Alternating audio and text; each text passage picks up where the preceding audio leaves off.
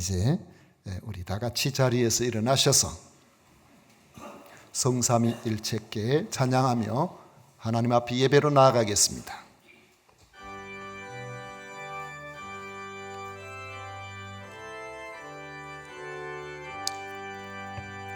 성삼위일체께 한없는 찬송을 드립니다. 존귀한 주님을 영광 중 빼앗고 영원히 모시게 하옵소서.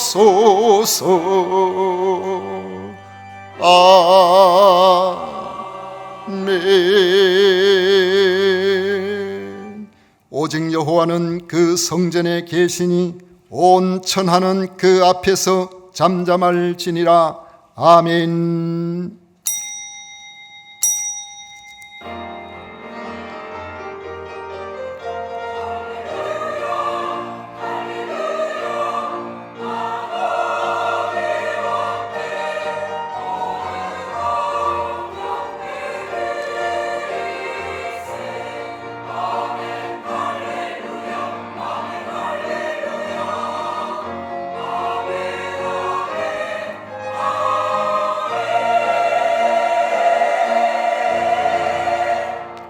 죄로 말미암아 반드시 죽어야 되고 죽고 나면 그 죄값으로 심판받아야 되는 허망한 인생들에게 하나님의 특별하신 사랑으로 독생자를 보내셔서 다시 살려주심으로 믿는 자에게 있는 부활을 우리에게 허락하신 성삼위 하나님을 찬양하며 경배합니다.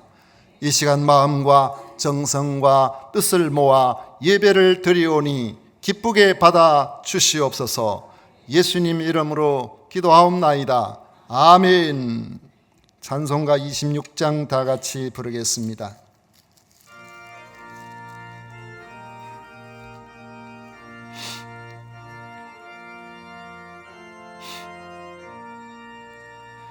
구세주를 아는 이들 찬송하고 찬송하세.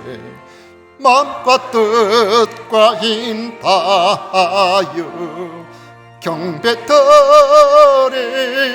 드리세. 주를 알지 못한 이들 주가 친히 인도하사 그의 피로 구속하니 찬송 버릇에 약한 사람 도움 받아 시험 중에 참게 되니 모든 죄를 이길 힘은 믿음뿐이라. 진리 되신 우리의 주는 영원토록 변함 없네. 성도들아 주를 믿어 길이 섬기세.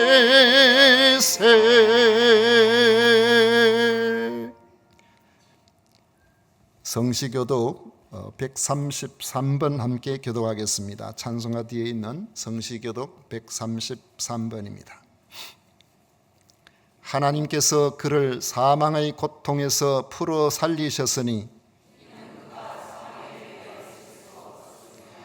우리 주 예수 그리스도로 말미암아 우리에게 승리를 주시는 하나님께 감사하노니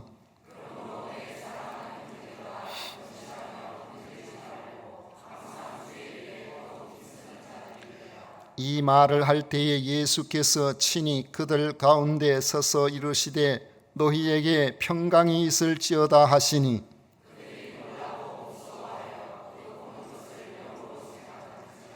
예수께서 이르시되 어찌하여 두려워하며 어찌하여 마음에 의심이 일어나느냐.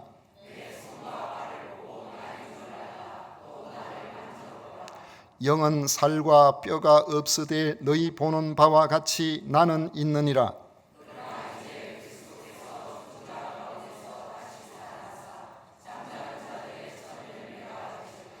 예수께서 이르시되 나는 부활이요 생명이니 나를 믿는 자는 죽어도 살겠고 무릇 살아서 나를 믿는 자는 영원히 죽지 아니하리니 이것을 내가 믿느냐?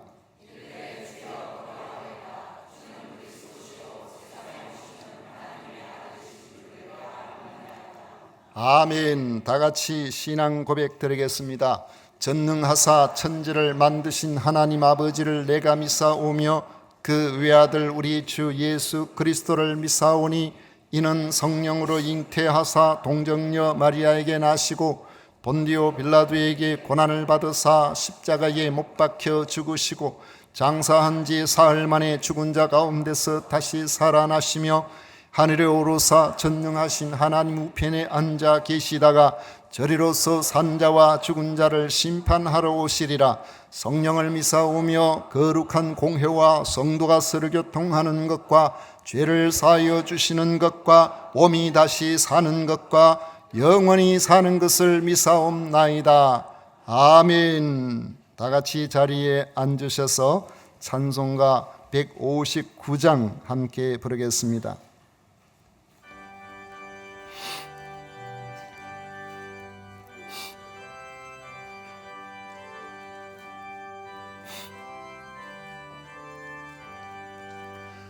기뻐 찬송하세 주님 부활했네 그 무덤에 권세답게 떨렸네 찬송하고 전파하세 대속하신 주님 할렐루야 찬송하세 다시 사셨도다 기뻐 찬송하세 밝은 빛이 왔네 그 어둠의 권세 다 이기셨네 찬송하고 전파하세 대속하신 주님 할렐루야 찬송하세 다시 사셨도다 기뻐 찬송하세 주님 피를 흘려 그 속량할 것을 다 치루셨네 찬송하고 전파하세 대속하신 주님 할렐루야 찬송하세 다시 사셨도다 기뻐 찬송하세 죄를 사했으니 그 속죄한 은혜 다 찬송하세 찬송하고 전파하세 대속하신 주님 할렐루야 찬송하세 다시 사셨도다.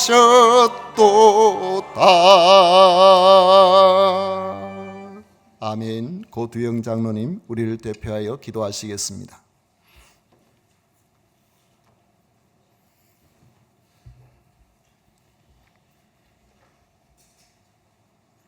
사랑의 하나님 아버지, 우리를 위하여 십자가에 못 박혀 돌아가시고 사망 권세 깨뜨리고 부활하신 예수님을 찬양하며 부활주일로 예배드리게 하시니 감사와 영광을 올려드립니다. 우리의 허물과 죄악으로 인해 십자가를 지신 예수님의 사랑과 은혜를 다시 한번 마음에 새기며 주님 앞에 내려놓지 못했던 부끄럽고 무거운 우리의 죄와 허물을 내려놓습니다. 십자가 보혈로 깨끗이 씻어 주시옵소서.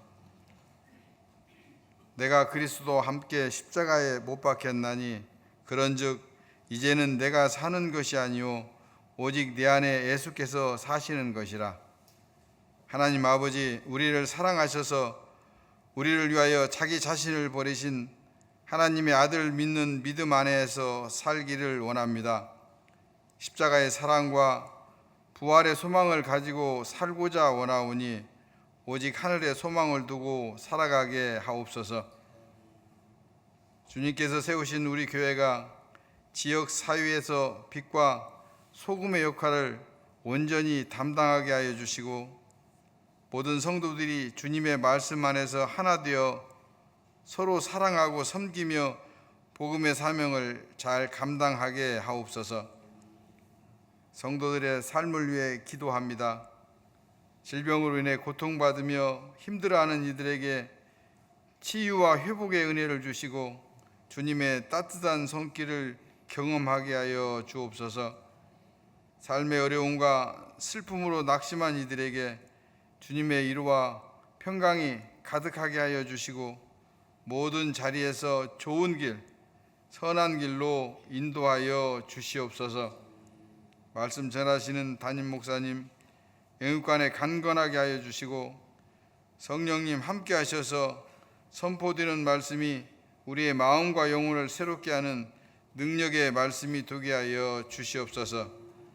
오늘도 주의 몸된 교회를 섬기는 손길들 기억하여 주시고 여러 사정으로 예배에 참석하지 못한 성도들에게도 주님의 사랑이 가득하길 원하오며 사망 권세 이기시고 부활하신 예수 그리스도의 이름으로 기도드립니다. 아멘.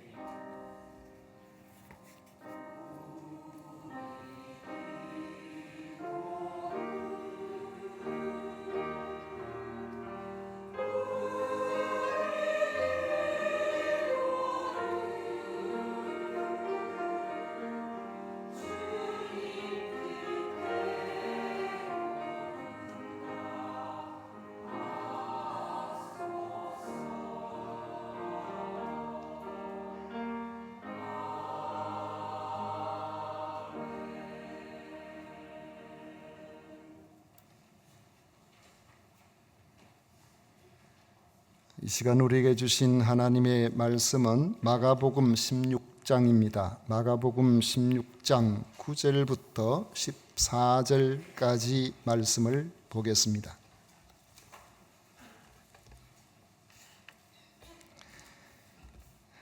마가복음 16장 9절부터 14절까지 말씀을 우리 다 같이 읽도록 하겠습니다. 9절부터 읽겠습니다. 예수께서 안식 후 첫날 이른 아침에 살아나신 후 전에 7 귀신을 쫓아내어 주신 막달라 마리아에게 먼저 보이시니 마리아가 가서 예수와 함께 하던 사람들이 슬퍼하며 울고 있는 중에 이 일을 알림해 그들은 예수께서 살아나셨다는 것과 마리아에게 보이셨다는 것을 듣고도 믿지 아니하니라.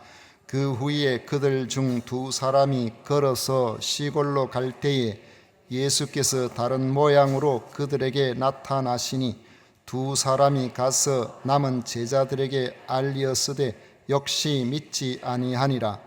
그 후에 11 제자가 음식 먹을 때에 예수께서 그들에게 나타나사 그들의 믿음 없는 것과 마음이 완악한 것을 꾸짖으시니 이는 자기가 살아난 것을 본 자들의 말을 믿지 아니함일러라. 아멘. 이 시간 본 성가대에서 정성껏 준비한 찬양으로 하나님께 영광을 올려드리겠습니다.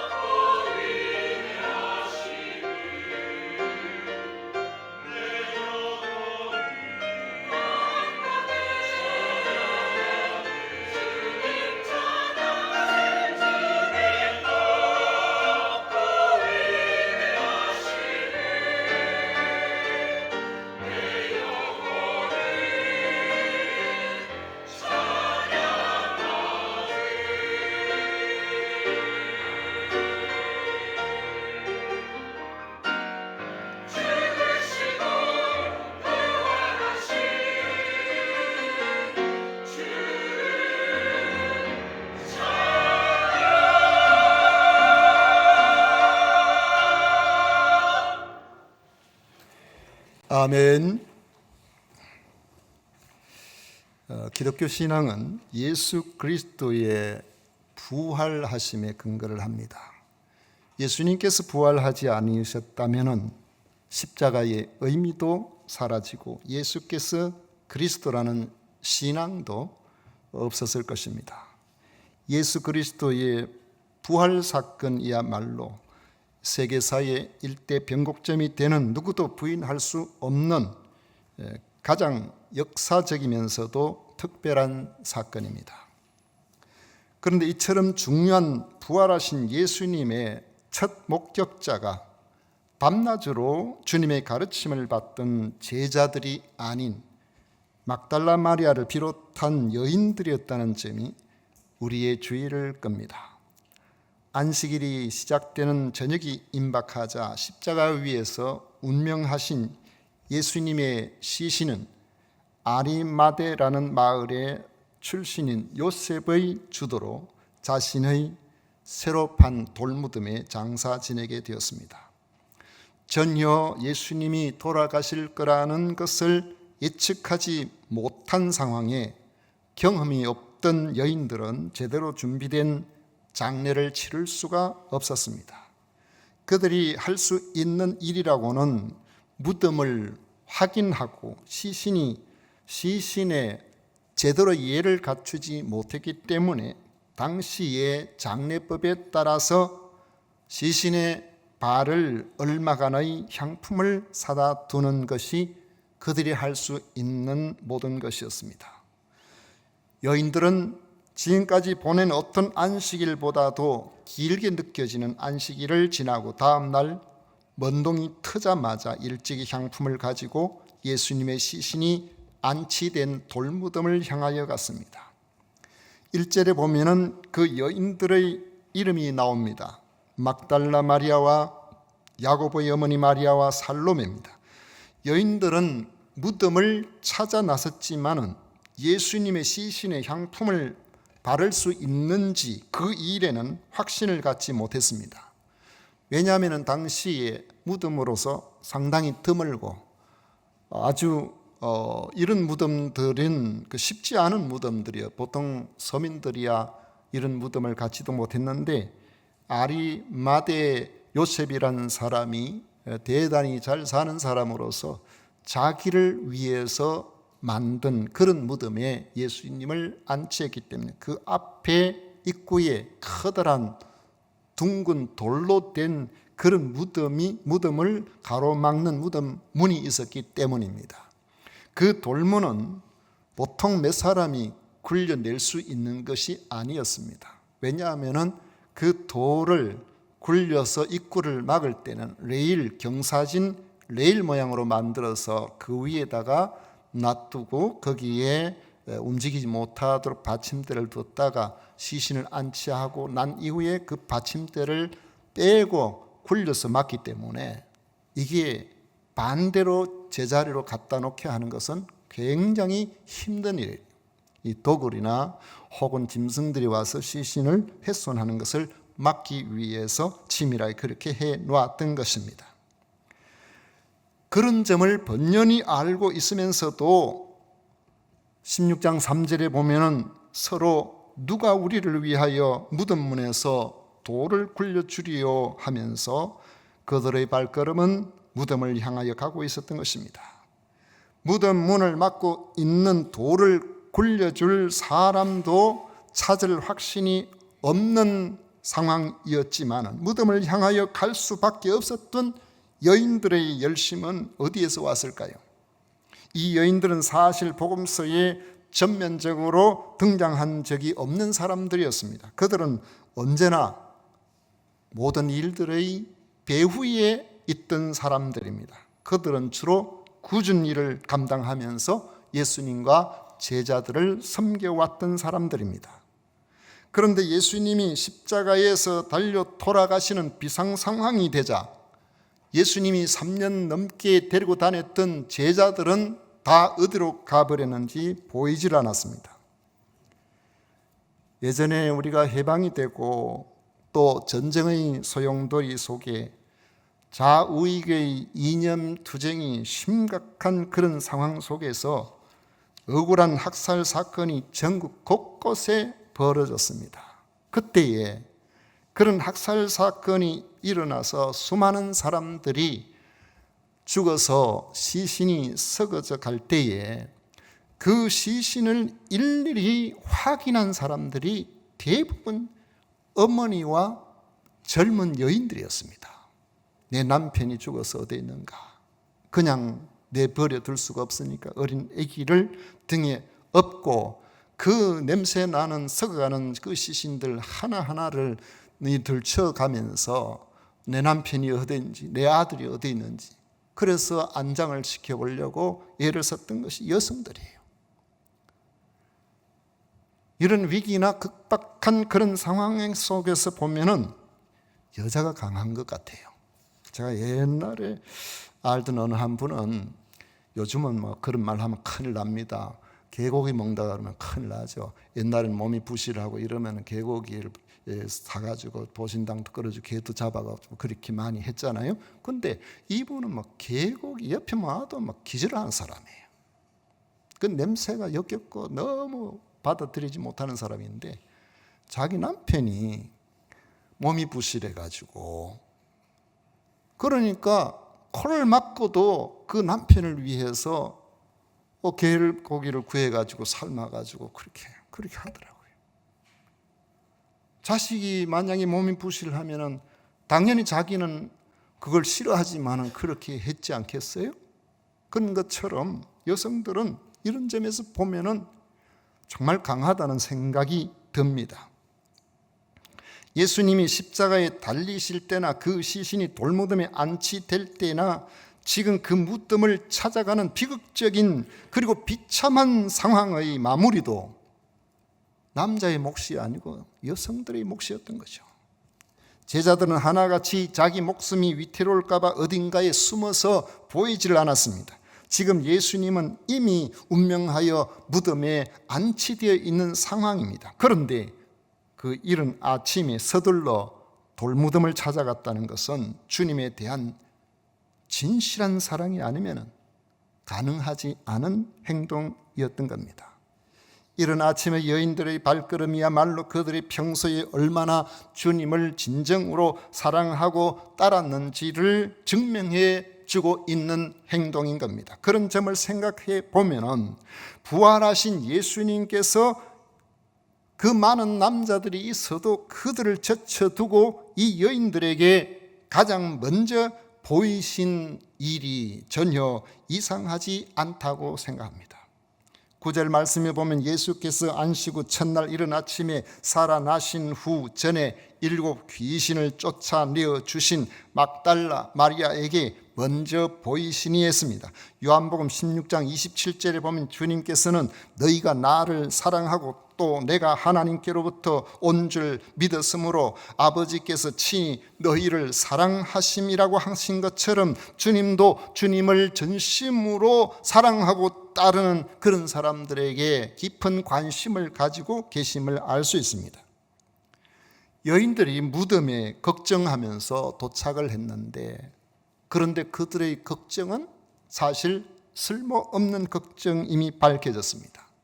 16장 4절에 보면 눈을 들어 본즉 벌써 돌이 굴려져 있는데 그 돌이 심히 크더라, 이렇게 말씀하고 있습니다. 무덤 입구를 막고 있던 그 돌이 벌써 굴려져서 입구가 뻥하게 안이 들여다 보이도록 그렇게 되어 있었다는 것입니다.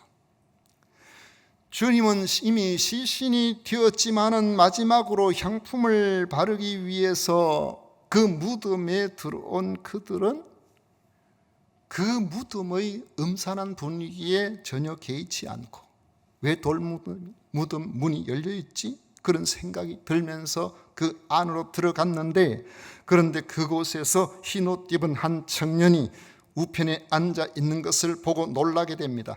그 청년은 여인들에게 말했습니다. 6절에 보면 놀라지 말라, 너희가 십자가에 못 박히신 나사렛 예수를 찾는구나. 그가 살아나셨고 여기 계시지 아니하니라. 보라, 그를 두었던 곳이니라. 그 청년의 말을 따라 예수님의 시신을 두었던 곳으로 눈길을 향한 여인들은 그곳에 예수님의 시신이 없음을 확인했습니다.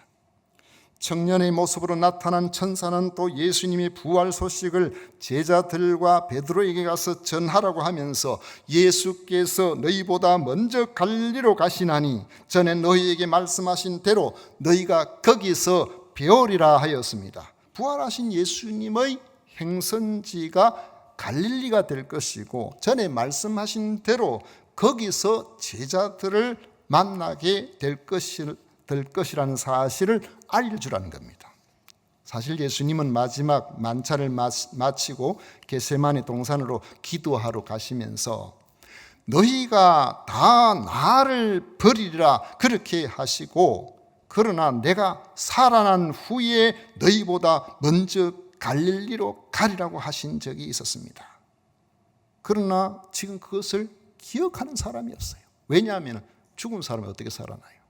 죽으면 그만이지. 그게 우리들의 생각이잖아요. 전 참 이 부분이 처음 예수님을 믿게 될 때 너무 힘들었어요. 어떻게 그런 일이 가능하지? 기적이 어떻게 가능하지? 그런 생각이 들었어요.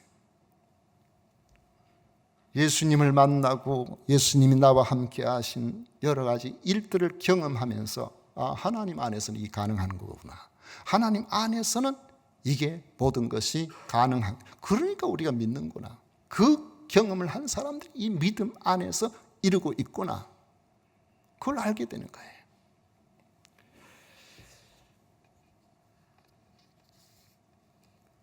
제가 신학을 이제 올해 한 7년 동안 신학 공부를 하고 좀 공부를 좀 더 해야 되겠다는 그런 생각이 들어서 대학교에 1학년 철학과에 입학을 했더니만 다들 이상하게 생각을 하더라고요. 그래가지고 30대 후반에 이제 공부를 한 4년 동안 금방 가버려요. 금방 갈 때는 한참 걸릴 것 같았는데 뭐든 차도 돌아보면 금방 가버려요. 학교의 교수님들이 목사님 이왕 했는 거 공부 좀 더 하시지요. 더 하는 게 어떻겠습니까? 저한테 특히 건면하신 분들은 서양 철학을 전공한 분들인데 공부를 좀 더 해볼까? 그렇게 생각을 하고, 그리고 제가 가기는 서양 철학을 안 하고 동양 철학을 대학원에서 전공을 했어요. 목사가 동양 철학을 전공을 하니까 다들 좀 의아하게 생각을 하더라고요. 그런데 거기에 보면은 서양 철학 동양 철학 가운데서 불교 철학이 상당히 심오합니다. 그런데 교수님 가운데에서 아주 우리나라에서 불교 철학자로서 과거에 군대에 있을 때 법사도 하고 그런 분인데, 우리나라에서 아주 뛰어난, 자기가 직접 쓴 책만 해도 한 20권 정도는 돼요. 그래가지고 불교계에 학문적으로 기여한 그 공로로 최고상도 받고 이런 분인데, 이분한테 공부를 하려고 상계사에서 스님 2분이 왔어요. 그래서 그 스님 2분하고 또 저하고 공부한 몇 사람 동기가 됐는데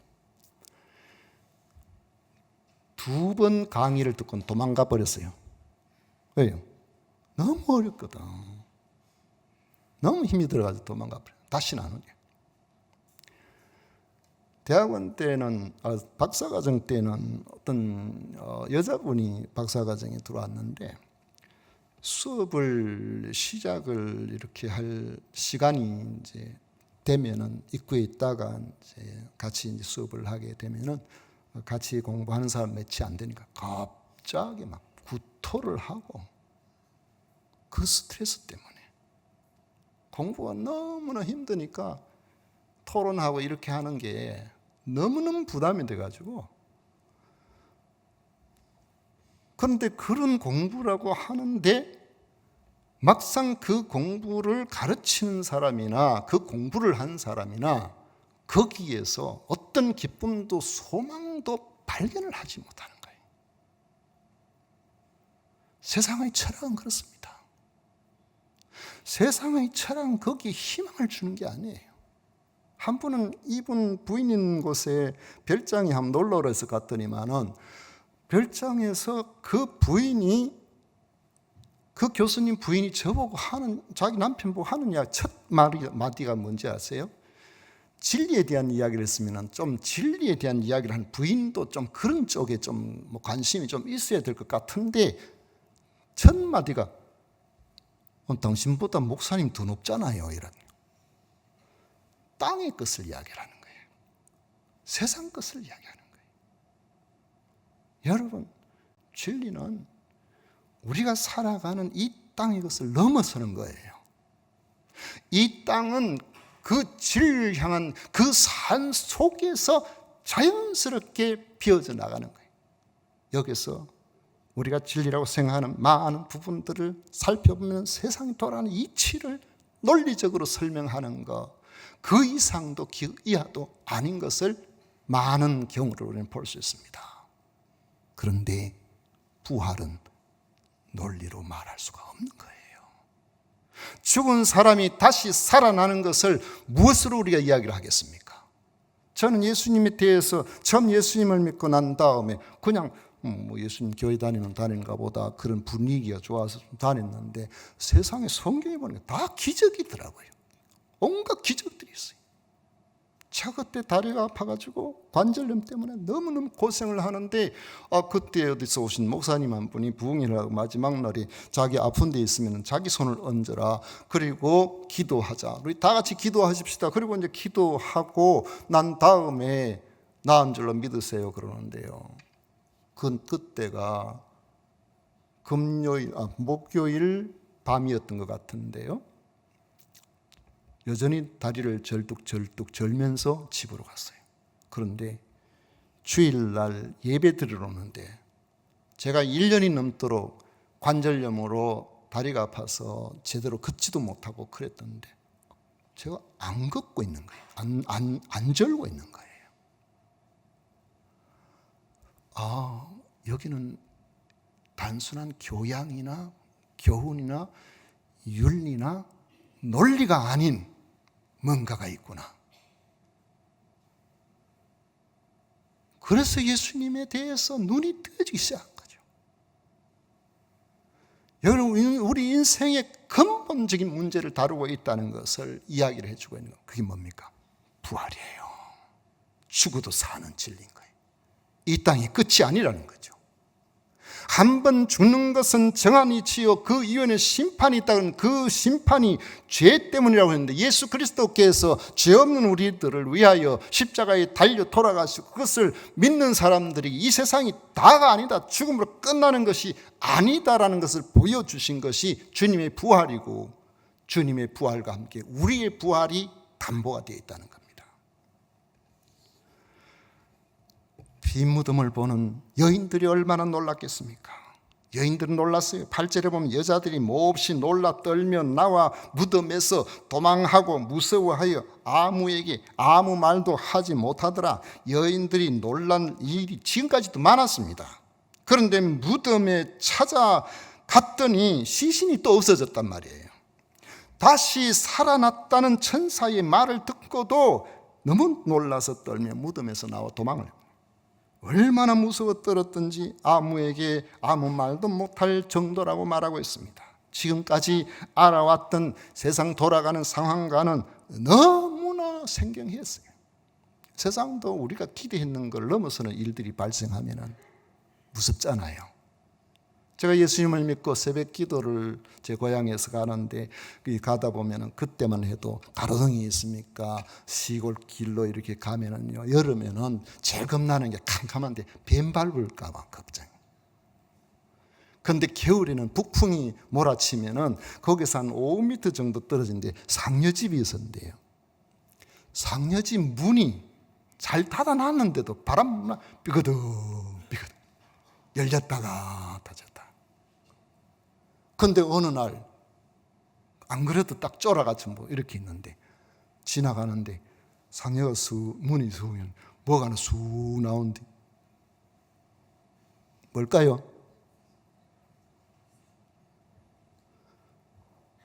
나중에 알고 보니까 귀신이 아니고 거지가 추우니까 거기 가서 피해 있었던 거예요.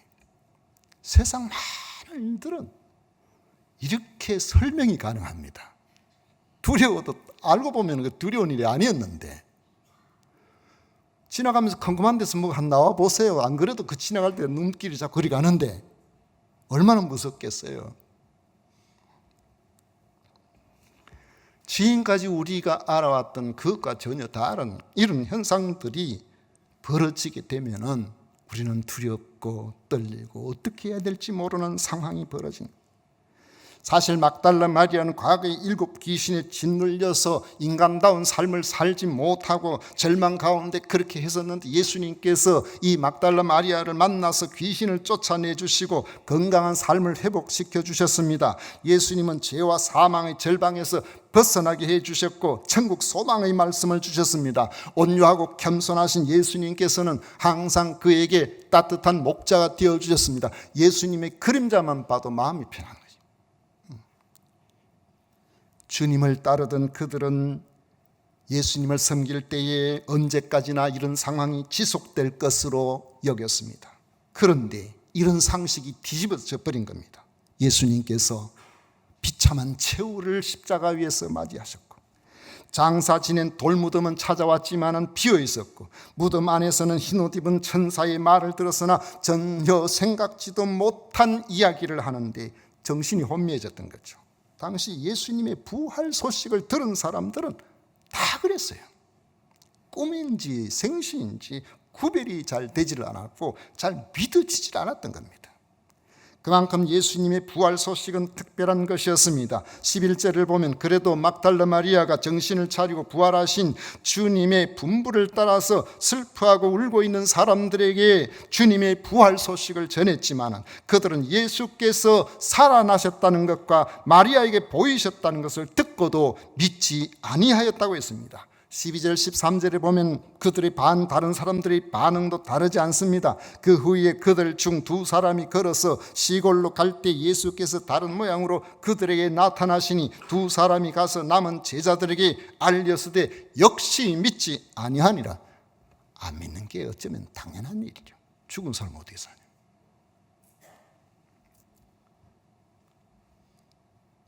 당시 예수님의 부활 소식을 들은 사람들의 반응은 다 비슷했습니다. 이전에 알고 있던 다정스러운 예수님은 비참하게 죽어서 무덤에 안치되었습니다. 그리고 나면 어떻게 될까요? 죽으면 끝이잖아요. 서럽도록 슬퍼하면서 왜 우리를 두고 가셨냐고 그러면서 슬퍼하다가 세월 속에 잊혀져 가야 되는 것은 살아남은 사람들이 감내해야 할 그 다음의 순서입니다. 그래서 부활 소식은 그냥 받아들여지는 것이 아닌 거죠. 좋으면서도 꿈인가 놀라움과 두려움이 교차되는 이상한 경험이 예수님의 부활 소식을 처음 접하는 사람들에게는 누구나가 겪게 되는 감정이었습니다. 그만큼 예수님의 부활은 아무나 알 수 없고 아무나 쉽게 받아들일 수 없는 특별한 사건입니다. 그래서 일단은 부정하고 일단은 못 믿겠다고 하고 제자들조차도 그랬으니까요. 그래서 부활하신 예수님이 직접 그들에게 찾아오셔서 자신을 보이시면서 말씀하셨습니다. 14절에 보면 그 후에 11 제자가 음식 먹을 때 예수께서 그들에게 나타나사 그들의 믿음 없는 것과 마음이 완악한 것을 꾸짖으시니 이는 자기가 살아난 것을 본 자들의 말을 믿지 아니함일러라 했습니다. 예수님이 제자들을 꾸짖으실 만큼 주님의 부활 소식은 어느 누구도 쉽게 받아들이기가 어려운 소식인 겁니다. 그렇지만 예수님의 부활을 일단 경험하게 되면은 어느 누구라도 이전과는 동일한 삶을 살지 않습니다. 전에는 세상과 자신이 우선이었지만은 예수님의 부활을 경험하게 되면은 예수님의 부활과 자신의 부활이 깊이 결탁되어 있다는 것을 깨닫게 되는 겁니다. 자, 이거 없을 때 한번 보십시오. 우리가 건강하게 우리가 이 땅에서 잘 살고 최선을 다해 잘 살아도 한번 손으로 꼽아 보십시다. 저는 벚꽃이 피는 건 너무 좋아요. 아파트에서 이렇게 금산이 내려오면 벚꽃이 아련한 게, 야, 이 벚꽃이 또 피었네. 제가 금산에서 벚꽃 핀 것을 올해로 이제 19번째 보네요. 너무너무 좋습니다. 그런데 우리 인생이 남은 세월들을 생각해 보니까 저 벚꽃을 내가 몇 번 더 볼 수 있을까? 애들 숫자 세라 그러면 하나, 둘, 셋, 넷, 다섯, 여섯, 일곱, 여덟, 아홉, 열. 그러고는 또 한참 있다가 세월이 좀 더 흐르면은 그 다음에 11부터 세죠. 여러분, 우리 인생에 있어서 열은요, 애들 숫자 세는 것만큼 빨리 지나갑니다. 순식간에. 그래서 오늘 하루를 기쁘게 사세요. 이 땅에 사는 동안에 여러분 재미있게 사셔야 됩니다. 힘있게 사셔야 돼요. 그러나 오늘 아무리 재미있고 즐겁게 산다고 할지라도, 우리가 앞으로 100세를 산다고 할지라도 그 다음이 없다면 우리의 인생은 얼마나 쓸쓸하고 절망적일까요? 부활은 그 다음이 없다는 것이 아니라 나와 함께 영원한 소망을 가지는 하나님이 우리를 향하신 놀라운 초청인 겁니다. 나의 부활을 믿는 자는 바로 너의 부활을 내가担保한다는 것이에요. 그게 하나님께서 우리를 사랑하신 그 사랑으로 예수님을 십자가에 못 박히게 하시고, 그 사실을 믿는 사람들에게 부활을 보시면서 봐라, 믿는 자에게 이런 영광이 있지 않느냐, 우리가 알게 해주신 겁니다. 그래서 예수 그리스도의 부활을 보는 사람들은 나의 부활을 보게 되는 것입니다. 이 땅에서 살던 삶으로 끝나는 것이 아니라 우리의 삶에 영원히 있다는 것을 알게 되는 것입니다. 그러니까 전에는 이 땅에서 자신과 세상을 위해서 사는 것이 우선이었지만은 예수 그리스도의 부활을 경험하게 되면 예수님의 부활과 자신의 부활이 결탁되어 버리기 때문에 이 부활의 경험은 내가 뭘 위해서 살아야 되지? 남은 세상 어떻게 살아야 되지? 생각이 바뀌는 거예요. 제자들도 그랬습니다. 바울 사도도 그랬습니다. 그들의 남은 삶의 첫 번째 화두가 십자가와 부활의 묵상에서 시작되는 겁니다. 죄 없는 주님이 나를 위해서 십자가에 달려 죽으셨고 그것을 믿는 내가 주님과 함께 부활에 참여하게 된다는 사실입니다. 그러면 나는 어떻게 살아야 되는가? 그 어떻게 사는 것이 내가 마땅한가? 불합리한 세상과 절망적인 나의 환경에 놓여 있는 자신을 어떠한 마음으로 극복해 나갈 것이며 어떻게 살아야 부활의 몸으로 우리가 주님을 만날 때에 부끄럽지 않게 될 것이냐 하는 겁니다. 왜요? 죽으면 그만인 인생이 아니기 때문에 그런 겁니다. 영원히 사는 삶이 되기 때문에 그런 겁니다. 그런데 세월이 흐르면서 어느 순간인가 처음에는 막 감동이 돼가지고 그랬는데 어느 순간 마음이 좀 덤덤해져요. 예수님의 부활이 안 믿어져서가 아닙니다. 믿기는 믿는데 젊은 남자들이 너무너무 서로 사랑한다고 늘 손잡고 다니고 어떻게 한 그런 사람들이 결혼하고 나면 한 1년도 안 돼서 손도 안 잡고 막 덤덤하게 막 그렇게 살잖아요. 주님을 향한 사랑이 없는 것은 아니지만 우리도 좀 덤덤해지는 가능성이 있다는 거죠. 여러분, 이거 당연하게 생각하면 안 돼요. 저는 지금도 아파트나 저런 데 가면 밤에 이렇게 보면은 40대 50대 이런 분들이 손을 잡고 가는 걸 보면은 얼마나 부러운지. 저는 20대부터 손을 안 잡았으니까. 한 번은 우리 교회 교인인데 세상에 70이 다 돼가는데 손잡고 가는 거 봤어요. 여러분, 웬만하면 손 좀 잡으세요. 손 잡고 다니세요. 손 잡으면 새로운 정이 더 살아날 줄로 생각합니다. 예수님이 하신 말씀이 내가 너를 책망할 것이 있나니 너의 처음 사랑을 버렸다. 덤덤하다고 다 용서되는 거 아닙니다. 우리 주님과의 관계가 더 새로워지도록 여러분 날마다 우리는 새로워져야 돼요. 부활절을 맞이하여 우리 주님의 부활 소식을 처음 들었을 때에 그 감격이 식어져 있지 않는지 스스로 한번 돌아보십시오. 세상을 살면서 이 세상이 모두인 것처럼 살아가는 그런 사람들과 똑같이 그렇게 내가 살아가고 있지 않는지, 부활하신 주님을 만난 이후에 우리가 살아도 주를 위하여 살고 죽어도 주를 위하여 죽나니 그러므로 사나 죽으나 우리가 주의 것이로다 고백했던, 그리고 평생을 그 고백처럼 살았던 바울 사도와 같이, 바울 사도가 이렇게 살다 이렇게 사는 삶이 바뀐 게 바로 부활하신 예수님을 만났기 때문에. 교회를 박해하고 예수 믿는 사람 잡아 죽이고 그 일에 막 혈안이 돼. 그게 자기는 잘 믿는 건 줄 알았는데 부활하신 예수님을 딱 만났는데 바울아 바울아, 그때는 바울이라는 이름 되기 전이니까 사울이었어요. 사울아 사울아 내가 왜 나를 박해하느냐. 주여 누구십니까? 나는 네가 박해하는 예수다. 인생이 달라져 버린 거예요. 그날부터. 우리 모두 부활절을 맞이하여 죽음으로 끝나지 않은 소망을 가지시길 축원합니다. 영원한 삶에 주님의 부활처럼 우리도 부활의 소망이 있다는 것을 기억하셔서 여러분의 부활 신앙이 회복되시기를 축원드립니다. 기도하겠습니다.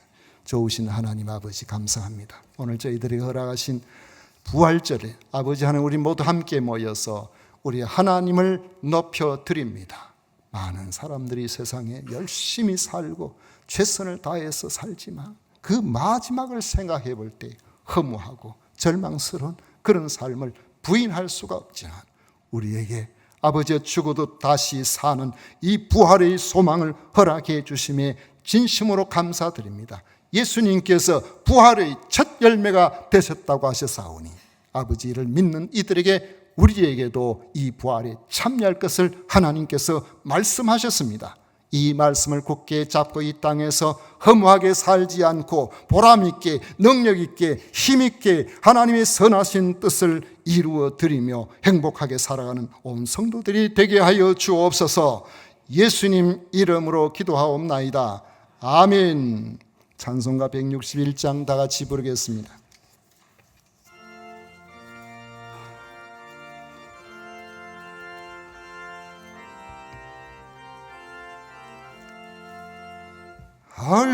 할렐루야 우리 예수 부활성 천하셨네. 세상 사람 찬양하니 천사와 답하도다. 구주 예수 부활하사 사망 권세 이겼네. 구주 예수 부활하사 사망 권세 이겼네. 할렐루야 우리 예수 왕의 왕이 되시고 우리들의 중보 되신 성령 증거하시네. 구주 예수 부활하사 처음 열매 되셨네. 구주 예수 부활하사 처음 열매 되셨네. 할렐루야 우리 예수 음과 티가 없도다. 무덤 속에 있는 죄인 주가 일으키시네. 구주 예수 부활하사 영광주로 오시네. 구주 예수 부활하사 영광 주로 오시네. 아멘.